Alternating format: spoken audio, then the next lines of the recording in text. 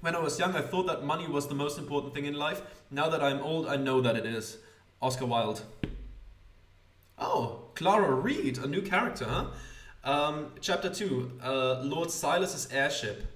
So, yeah, that's the guy we met, the Tinkerer dwarf guy with the automaton. I thought I saw him in some select screen. Okay, now Clara Reed. Navigate London as the sharp and savvy courtesan Clara Reed before new crimes and the markings of her past catch up to her and tear her life apart. Ah, different archetypes. Clara uses her sharp wit and tact to navigate the perils of London's upper class, but she's haunted by the choices of her past. She will let those choices hold her back. Will she let those choices hold her back or search for a better future? Intuition. Okay, so new stats. I assume there's going to be four stats again. Now that I know a bit better how this works, I'm gonna read the stats first, and then I'm gonna take a look at a closer look at the archetypes. Intuition. Intuition is the nagging feeling at the back of your mind, the instinct that something is either very wrong or perhaps very right. At times irrational, always persistent. Grace. Grace refers both to one's physical condition as well as connections to one's social groups. The joy and expertise of movement and the joy and protection of companionship. And intellect.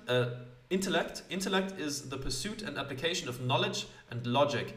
A wry wit, a cunning deduction, and subtle manipulation are the markers of intellect. Okay, what is another stat?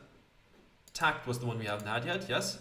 Tact is your ability to navigate the social world smoothly, saying the right things, being the right person, and managing to offend only the right people. Okay, so that's the 4 stats. Let's take a look at the archetypes. Intuition. She learned to hone her sharp intuition from a young age.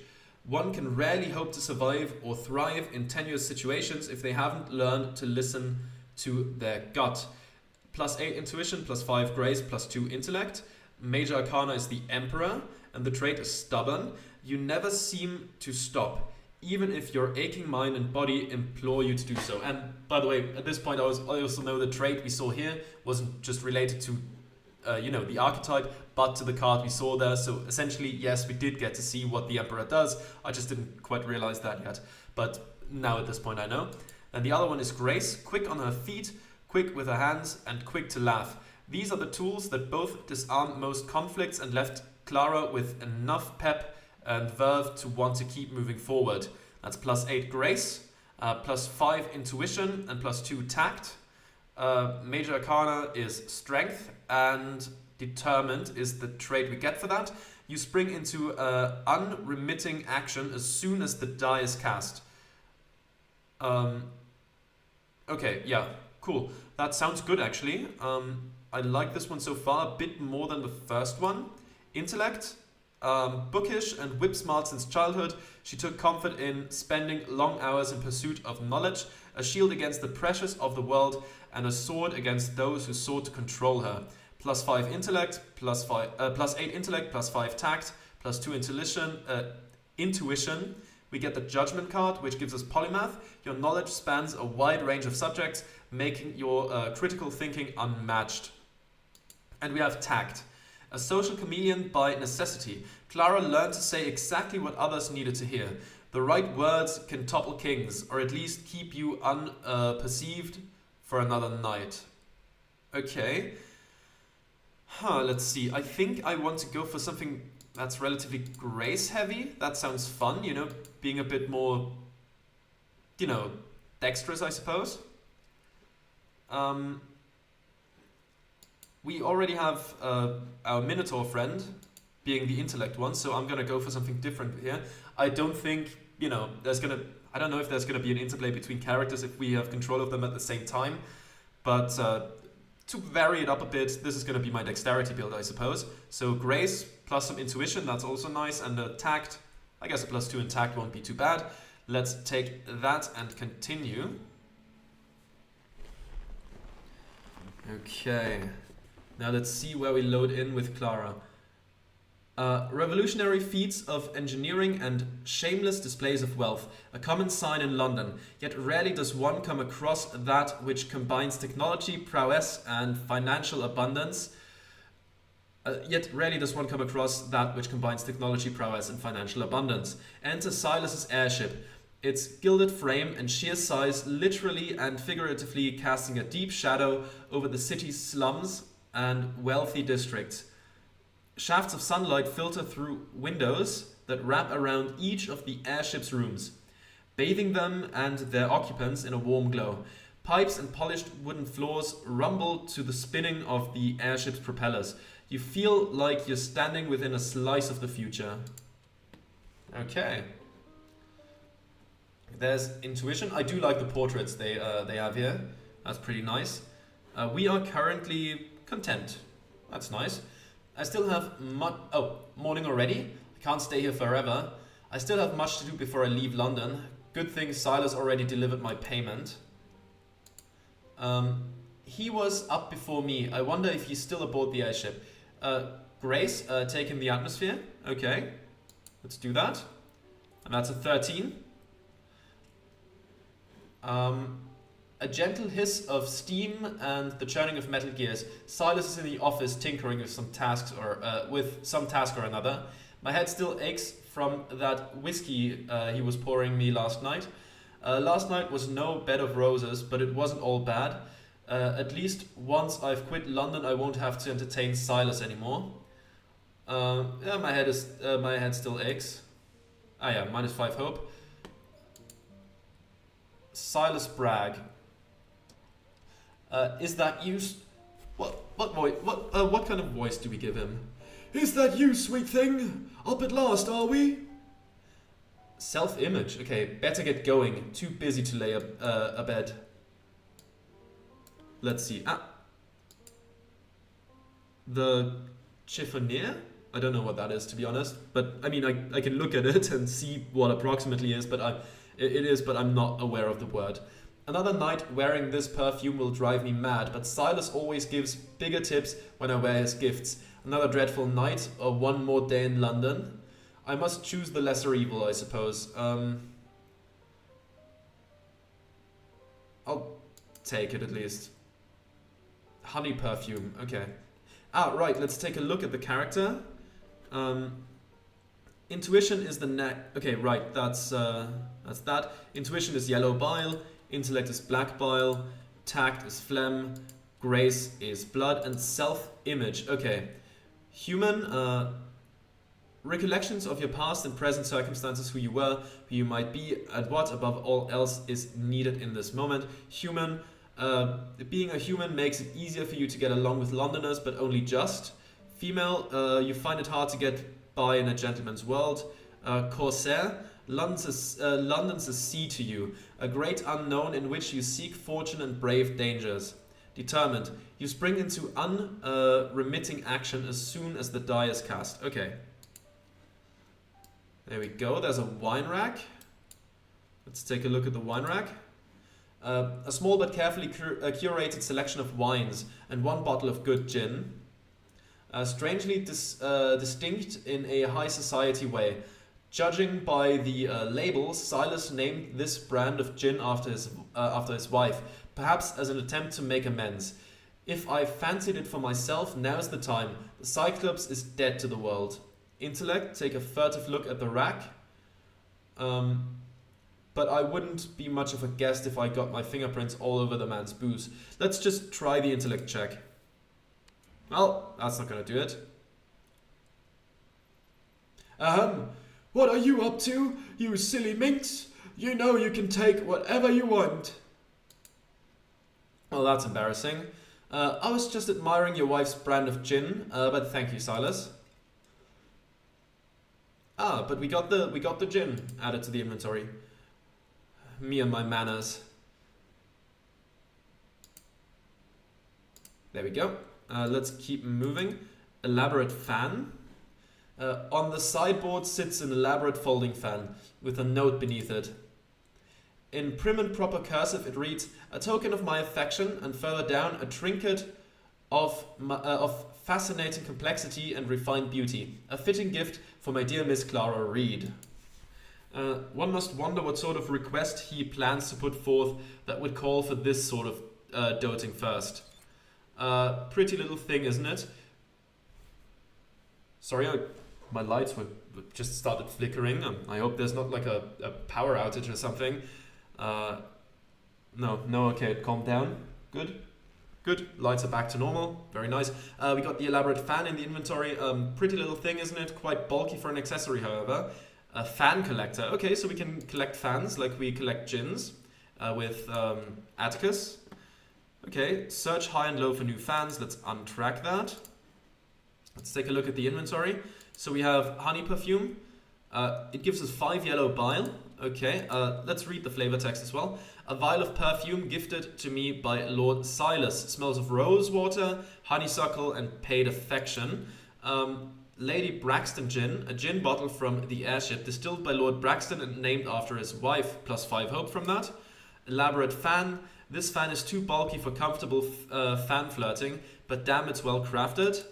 We have a Derringer, a highly modified Remington model, Remington Model 99, made only in .41 rimfire, and a stiletto knife, a slender blade dagger with a needle-like point. Very nice. That's good to have. There's couches over here. Let's quickly take a look at those. Similar fabric to the booths in the Velvet Rose, with fewer stains, evidently. Okay. There's a phonograph. I haven't looked at that yet. Let's take a look at it.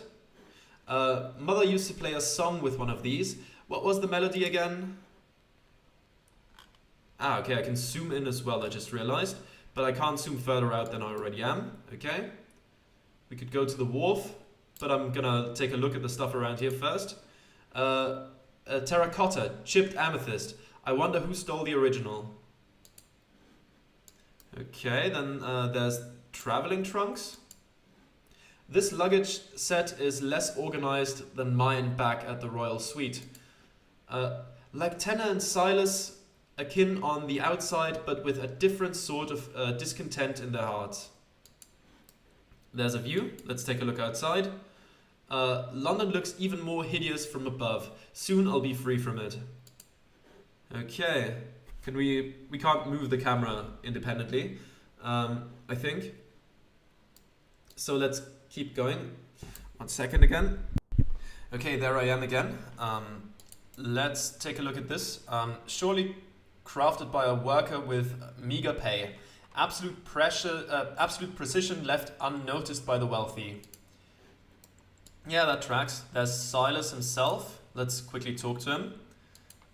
As much as it seems unpleasant, I suppose. Fancier jaunt to St. James for Finn and Haddies. A Scottish dish of salted and smoked haddock. Okay. Afraid not, my dove. I've a busy schedule today, and my employer at the Rose will be quite cross with me if I'm not in soon. This early in the day, Seuss's beard. She runs a tight ship. Then she runs a tight ship. Then respectable shoppers and taverns won't come unshuttered for ages yet. But the dollies are already breaking bread and scrubbing up for the day. Okay, prostitutes. I see. No rest for the wicked, as they say. So it would seem. Sleep well, dove. Yeah, let's ask. With you, always. Nothing like waking up beside a lady as lovely as you in the buff. Oh, naked, I see. You flatter me, your lordship. Flattery will get you everywhere. I know the look in those eyes. Best segue into something else. Regardless of how well Silas is already paid, I do have places to be. When would you like to meet again, Lord Bragg? How's work coming along on the new prosthesis? Wherever did you find this fan? It's quite the piece. Let's ask about the prosthesis. Wonderfully. Couldn't be happier with it. I can't wait for the public to see it. This will revolutionize the way work is done in our fair city, and play for that matter. Would be launching ahead of schedule at this rate if only the blasted foreman could do his job. Trouble on the production line? And then some. One factory in particular. They are asking for higher wages, less hours. You know how it is, my sweet. Nothing I haven't said. At length. Christ above, the greed, the laziness. You want to speak, huh? Do they not understand how deeply they're hurting this industry, slowing us down? Tact. Let Silas know of your thoughts on the matter. Let's try it. Oh, well, that's not great. We get one phlegm, nonetheless, though. They are the backbone of the industry in the end. Perhaps their contentment would increase productivity. Contentment? Why should they not be content? I swear, my sweet, I'm this close to another round of cuts. Let's see them complain about fewer hours when the alternative is none. Freeze them out. See how they'd like to lose their house. Yeah, I think we should. We have to start a union. We have to start a union, and quick. Does he honestly believe that any significant number of his workers could afford a house? Perhaps it's just a turn of phrase. When would you like to meet again? Where did you find this fan? Let's ask that first. It's quite the piece. Ah, I've found my gift, eh? Lovely little bauble, isn't it?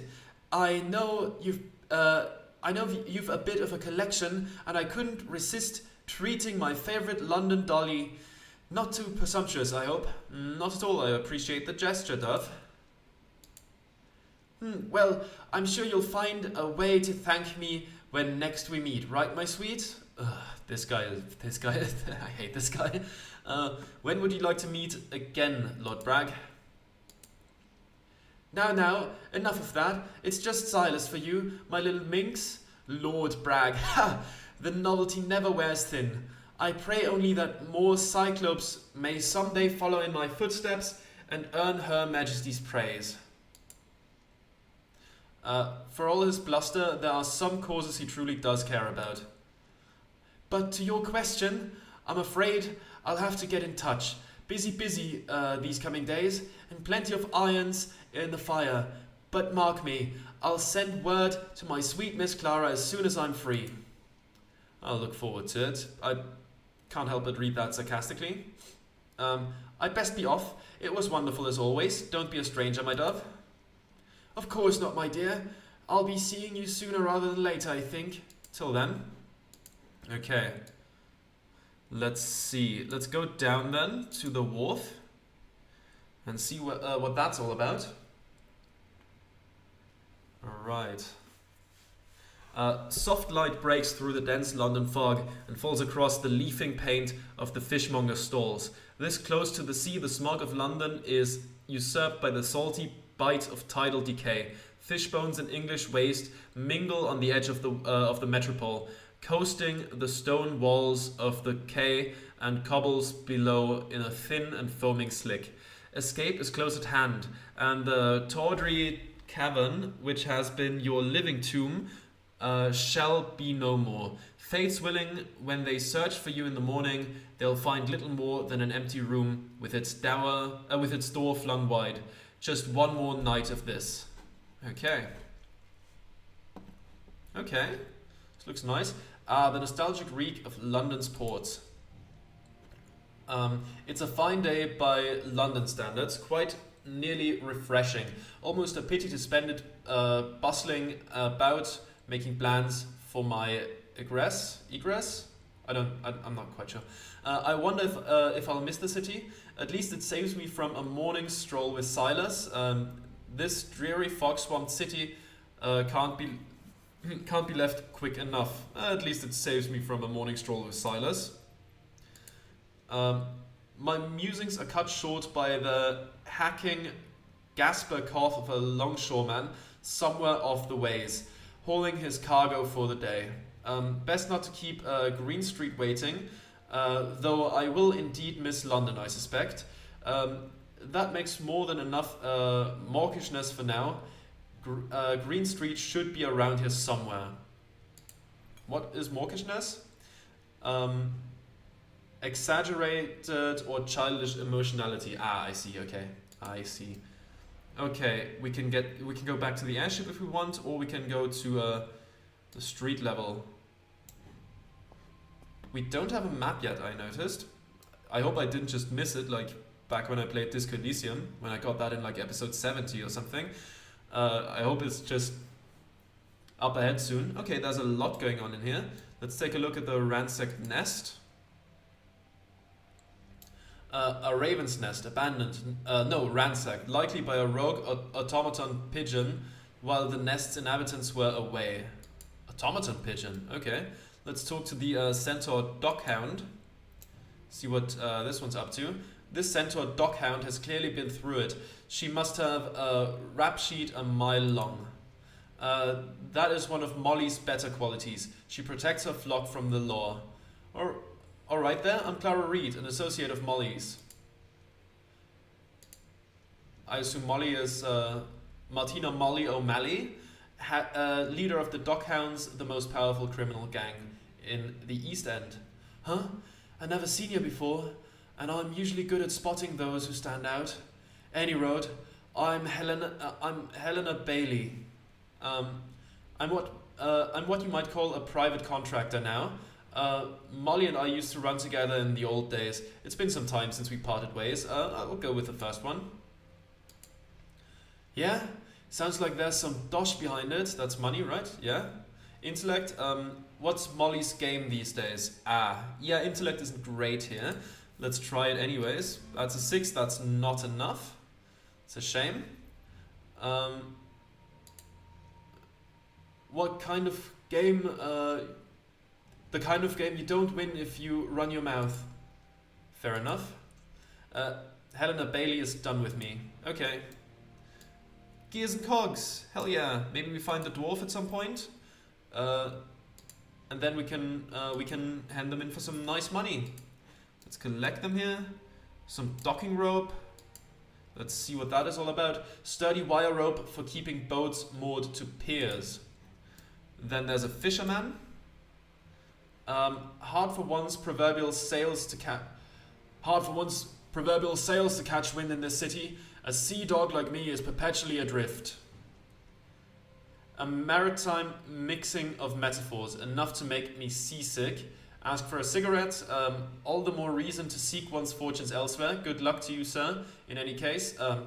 It is dire straits, particularly for the poor. Let's hope the future holds promise for us all. Let's go with the last one. I mean, yeah, -5 hope, but it's true though, it's true. Philippe Serrano, who are you? Philippe Serrano, a regular at the Rose. The wiry young Spaniard gazes wistfully across the canal. Like most seamen, he carries an esoteric reverence for superstitions, but holds a singular enthusiasm for the unknown that rolls along with the tides. Hark to that. He's in the middle of a song. It's a lovely tune that I recognize from somewhere but cannot place.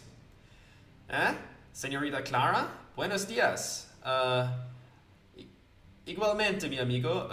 I'm sorry if I pronounced that incorrectly. I don't know Spanish. So, igualmente, likewise. I assume... Oh yeah, equal. That sounds like equal. Okay. That makes sense. My apologies, Clara. Estuve en las nubes. My head was in the clouds. Okay. Again, very sorry about the pronunciation. I'm aware it's probably terrible, so yeah. Head in the clouds indeed. Ask him what song he was playing. If I had polymath, I could try out the Spanish. Okay. Let's ask him about the song. What was the song you were singing just now? I was singing?